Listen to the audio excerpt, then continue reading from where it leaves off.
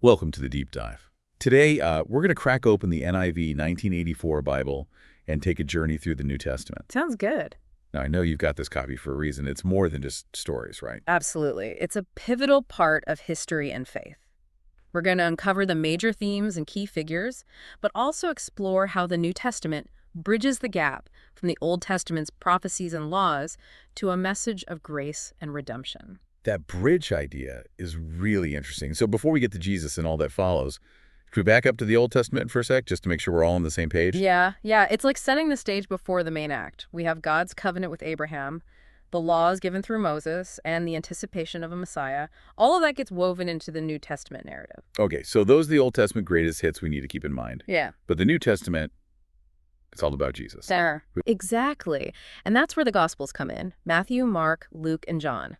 Each tells the story of Jesus' life, but with unique perspectives and emphasis. Think of them like witnesses recounting the same event. Everyone remembers certain details more vividly. So it's like having 4 different camera angles on the same story. Precisely. For example, Matthew was writing to a Jewish audience, so he emphasizes how Jesus fulfills Old Testament prophecy, whereas Luke, writing to a Gentile audience, might highlight the universality of Jesus' message. That makes sense. Different audiences, different angles, but the same core figure at the center. Can we jump into a specific example to see how this plays out? Of course. Take the story of Jesus healing the blind man, found in John 9:1-12.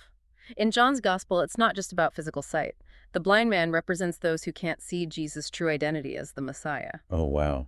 It's like that aha moment when someone finally understands something profound, that physical healing becomes a metaphor for spiritual awakening. Exactly. John masterfully uses these events to point towards deeper spiritual truths. So we've got Jesus' life and teachings in the Gospels. Where does the story go from there? Well, after Jesus' ascension, the book of Acts chronicles the early Christian church and their mission to spread the word. It's a real page-turner, full of challenges, triumphs, and even a bit of supernatural intervention. I'm picturing those old maps with dotted lines showing journeys all over the place. Who are the main players in this act, too? We have Peter and Paul stepping into leadership roles. They face persecution, navigate cultural differences, and ultimately plant churches across the Roman Empire.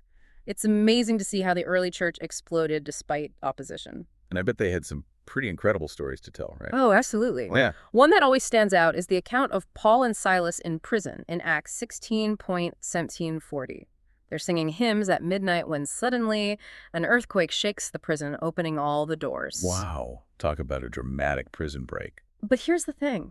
They don't escape. Their steadfast faith and refusal to abandon their mission actually leads to the conversion of the jailer and his entire family. That's powerful. Their unwavering belief amidst such chaos created a ripple effect. It really does illustrate how adversity can sometimes fuel the spread of faith. And that's a recurring theme throughout Acts faith under fire, but ultimately prevailing. So we've gone from Jesus' teachings to the early church taking root and spreading rapidly. What else is packed into the New Testament? We have a whole collection of letters called epistles, penned by leaders like Paul, James, and Peter. These letters offer practical advice, theological insights, and guidance for those early Christian communities. Think of them like ancient advice columns, but with enduring spiritual weight. And I'm guessing these weren't just abstract theological lectures, right? They were dealing with real-world issues. Oh, absolutely. They tackle topics like relationships, social justice, and navigating a society often hostile to their beliefs. What's fascinating is how much they resonate even today. Can you give me an example? What kind of timeless advice did they offer? One that comes to mind is 1 Corinthians 13, often called the love chapter. It's actually Paul addressing some serious problems in the Corinthian church. They were dealing with infighting and division, and Paul reminds them that love should be the bedrock of their community. So it's not just a flowery sentiment about romance, but a powerful call to prioritize love in all aspects of life. Exactly. And that message transcends time and cultures. It reminds us that love, in its truest form, is more than a feeling. It's an action, a way of life. That's a great point. Yeah. It makes you think about how we're putting that into practice in our own lives, right? Absolutely. These epistles offer incredible wisdom for anyone seeking to live with purpose and intention, even centuries later. Okay, those epistles sound like they're packed with wisdom, but we've still got one more big section of the New Testament to explore, right? It's one that's always a bit of a mystery. Revelation. Ah, yes, Revelation. It's a fascinating book full of vivid imagery and symbolism.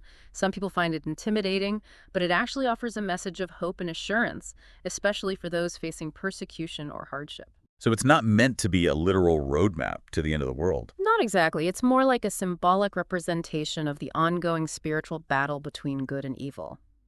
Think of it as a vision of God's ultimate triumph, a promise that in the end, love and righteousness will prevail. That's a comforting thought, especially when we look around at the world today and see so much conflict and darkness. Can you give me an example of how this symbolism plays out in Revelation? One of the most powerful images is the vision of a new heaven and a new earth in Revelation 21:1-4. It speaks of ultimate restoration, a world where there's no more pain, suffering, or death. It's a reminder that even amidst chaos and uncertainty, God is working to make all things new. That's a beautiful image. It makes you want to hold on to that hope even when things feel bleak. Exactly. Revelation reminds us that no matter how dark things might seem, there's always light at the end of the tunnel. And that light is rooted in God's unwavering love and faithfulness. Okay, I'm feeling a bit more hopeful about Revelation now. But before we get too far ahead of ourselves, I'm curious to dive a bit deeper into some of those epistles we were talking about. They sound like they have a lot to offer, even for someone living in the 21st century. Absolutely. Each of these letters has unique themes and insights that are still relevant today. Why don't we start with one of Paul's most well-known letters, Romans? Okay, I've heard of Romans, but to be honest, it always felt a bit dense and intimidating. What's the main takeaway for someone like me who's not a theology scholar? Well, at its core, Romans is about understanding how we as humans are made right with God. Paul argues that it's not about perfectly following rules and rituals, but about having faith in Jesus and his sacrifice. It's a radical idea that challenged the religious norms of his time. So it's not about checking off boxes on a good person checklist, but about accepting God's grace through Jesus. Precisely. And that grace, that undeserved love and forgiveness is what transforms us from the inside out. It's not about earning our way into God's good graces, but about receiving his free gift of salvation. You know, that really resonates with me. I tend to focus on trying to be good and doing all the right things, but sometimes I forget about the importance of simply receiving grace. It's a real shift in perspective. It is a powerful shift. Yeah. And it's at the heart of Paul's message in Romans. He emphasizes that we can't earn our way into a right relationship with God. We can only accept it through faith. Okay, so Romans is all about grace and faith. What about some of Paul's other letters? Did he cover any other big themes? Well, if you're looking for a passionate defense of the freedom we have in Christ, you can't go wrong with Galatians. It's one of Paul's earliest letters, and he's fired up in this one. Oh, what got him so riled up? He was addressing a major controversy in the early church, whether Gentile Christians had to follow Jewish laws like circumcision to be truly saved. Paul vehemently argues that salvation comes through faith in Christ alone, not through adhering to the law. So it's kind of like a continuation of that theme of grace over law that we saw in Romans. Exactly. Paul sees these attempts to impose the law on Gentile Christians as a threat to the core message of the gospel. He's fiercely defending the freedom that comes from knowing Christ. It makes you realize how revolutionary his message was at the time and how it continues to challenge traditional religious thinking even today. It definitely does, and it raises important questions for us about what it truly means to follow Jesus in a world where legalism and ritual often overshadow the message of grace. I'm starting to see why Paul's letters had such an impact on the early church and why they continue to resonate with people centuries later. Yeah. Is there another one of his letters that you'd recommend for someone wanting to delve deeper? Well, if you're looking for practical advice on living out your faith, you can't go wrong with Philippians. It's a letter full of joy and encouragement, even though Paul wrote it while he was in prison. Wait, a joyful letter from prison? That doesn't seem to add up. I know, right? But that's what makes Philippians so remarkable. Despite his circumstances, Paul focuses on the theme of rejoicing in the Lord always. He encourages the Philippians to find contentment in all situations, relying on God's strength to carry them through. So it's like a masterclass in finding joy amidst suffering. Exactly. And he doesn't sugarcoat things. He talks about his own struggles and encourages the Philippians to be unified, selfless, and to live lives worthy of the gospel.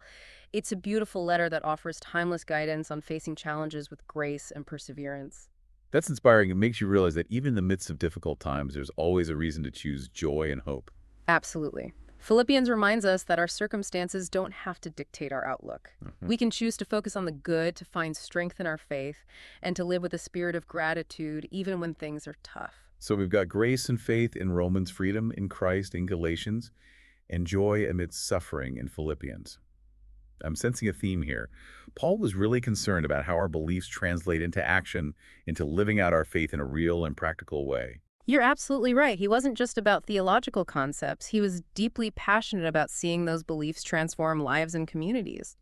Okay, so we've covered a few of Paul's letters. Yeah. What about some of the other writers in the New Testament? Anyone else offering up words of wisdom? Oh, there are so many.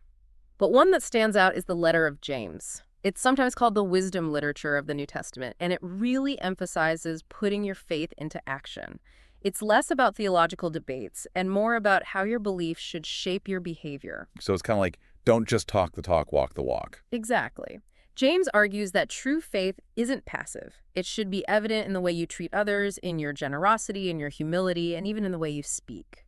Speaking of speaking, there's a verse in James that always comes to mind when I'm scrolling through social media. The tongue is a small part of the body, but it makes great boasts. Consider what a great forest is set on fire by a small spark. James 3.5. It's like he's giving us a warning about the power of our words. That's such a relevant connection. James is basically saying that our words have incredible power to build up or tear down, to heal or harm. It's a challenge to be mindful of our speech, especially in a world where it's so easy to fire off a quick comment without thinking about the consequences. It makes you think twice about what you post online, that's for sure. Yeah. It's a reminder that even seemingly small actions can have a ripple effect. Exactly. And it highlights the importance of aligning our words with our beliefs, of using our voices to spread kindness, encouragement, and truth. Okay, so we've got Paul's emphasis on grace, freedom, and joy, and James's call to put our faith into action. I'm starting to see how these letters offer a blueprint for living a meaningful and purposeful life even centuries after they were written. They really do. They offer timeless wisdom for navigating relationships, facing challenges, and making sense of our place in the world. Is there one more letter we could squeeze in before we wrap up this part of our deep dive? One that maybe speaks to those times when we're feeling overwhelmed or discouraged? Well, if you're looking for a message of hope and resilience in the face of adversity, look no further than 1 Peter. It's a letter addressed to Christians scattered throughout the Roman Empire who are facing persecution and hardship. So it's like a pep talk for those who are feeling marginalized or alone because of their faith. Exactly. Peter reminds them, and us, that suffering for your faith is not in vain. It actually produces something precious, endurance, character, and hope. That's encouraging. It's easy to get caught up in our own struggles and forget that we're not alone. Absolutely. And Peter goes on to give practical advice on how to live as Christians in a hostile world. He encourages them to live holy lives, to love one another deeply, and to be ready to give an answer for the hope that they have. It sounds like he's equipping them with the tools they need to not just survive, but to thrive amidst difficult circumstances. That's a great way to put it. 1 Peter is a powerful reminder that our faith can be a source of strength and resilience even when we face opposition or hardship.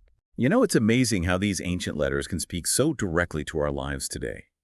They offer wisdom for navigating all sorts of challenges, whether it's relationship issues, societal pressures, or simply finding joy in the midst of chaos. I'm feeling quite inspired. Me too. It's a testament to the enduring power of these texts and the timeless truths they contain. Okay, I think we've covered a lot of ground in this exploration of the epistles.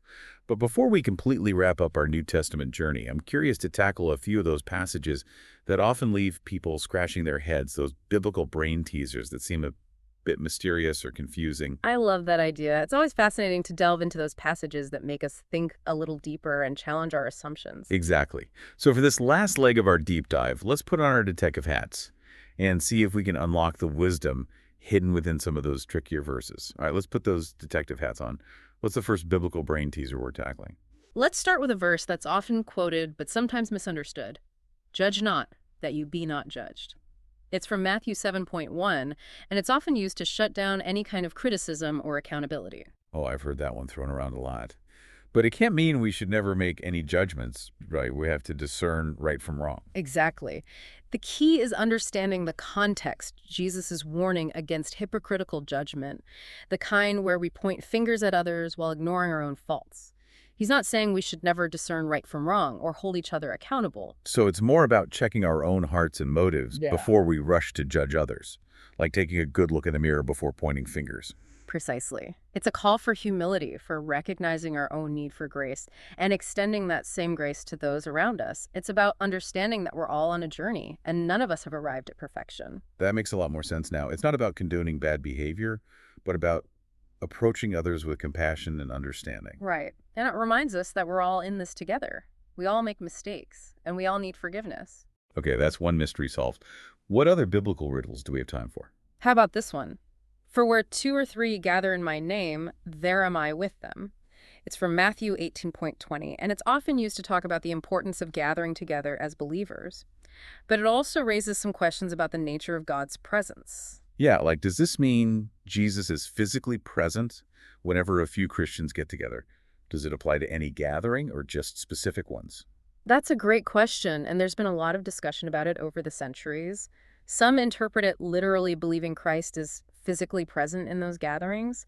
Others see it more symbolically emphasizing the spiritual unity and connection that believers experience when they come together in his name. So it's not necessarily about a physical location, but about the spiritual bond that's created when people gather with shared faith and purpose. Exactly. It's about seeking unity, resolving conflicts, and supporting each other in our walk with Christ. When we gather with those intentions, we can be assured of his presence and guidance.